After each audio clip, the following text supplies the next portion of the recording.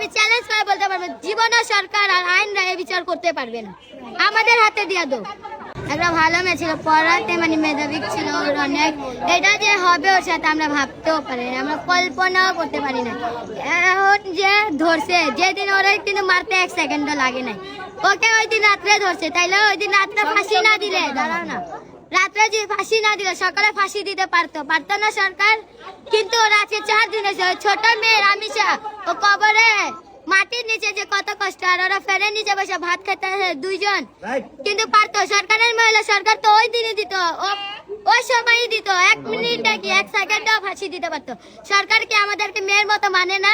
আমি চ্যালেঞ্জ করে বলতে পারবো, জীবনও সরকার আর আইন রায় বিচার করতে পারবে না।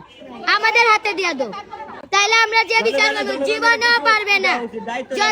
জনগণের হাতে ওরা যে 4 টুকরা করছে, 4 টুকরা যে করছে আমাদের জনগণের হাতে দেয়। ওরা যে 4 টুকরা করছে, আমরা কি ওরা আমরা 8 টুকরা করবো।